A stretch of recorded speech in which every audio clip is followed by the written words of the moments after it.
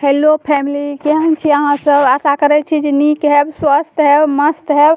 आइ हम बनाएब कद्दू और तीसी वाला सब्जी। ओहिके लेल हम कढ़ाई चढ़ा देलहुँ। ओहिमे कनि हम तेल देलहुँ, पचफोरन, हींग, सूखल मिरचाइके हम फोरन देलहुँ।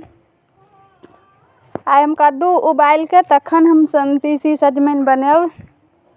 हमर नीक जकाँ पचफोरन जरत, फोरन जरि जाएत।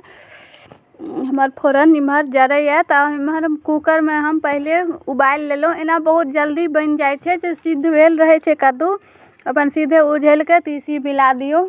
ई बहुत ही झटपट बनिके तैयार भऽ जाइ छै। एहिमे कोनो झंझट नहि लागै छै, टाइमो नहि लागै छै, बहुत जल्दी भऽ जाइ छै। आ कुकर आब हम फोरन देने छलहुँ, ओहिमे पलटि देब। एकरा हम बढ़िआँसँ मिला देब। फोरन जे रहै ओहिमे फोरन आ कद्दूके दुनूके मिक्स कऽ देब, मिला देब। देख सकै छियै जे हमर कद्दू एहन भऽ गेल। आब एहिमे हम नून हरद नहि देने छलहुँ, स्वाद अनुसार नून हरद हम सेहो दऽ देब। नमक दऽ देलहुँ स्वाद अनुसार। ओहिमे आब हरद देब। किनका सबके तीसी सजमनि नीक लागैए ओ जरूर बताएब के सब बनबै छी आ कोना बनबै छी। हम तऽ ई उबालिओके बनबै छी, बिना उबालिओके, दुनू तरह बनै छै। ओहिमे कनि बिना उबाललवलामे कनि टाइम लागै छै आ एहिमे टाइम नहि लागै छै, झटपट अपन बनि जाइ छै, कोनो झंझट नहि रहै छै। बगैर झंझटके ई छै, अपन तुरंत बना लिअ, टाइमके बचत हैत। इम्हर हम तीसी 2-3 चम्मच हम तीसी लेने छलहुँ, सेहो मिला देब।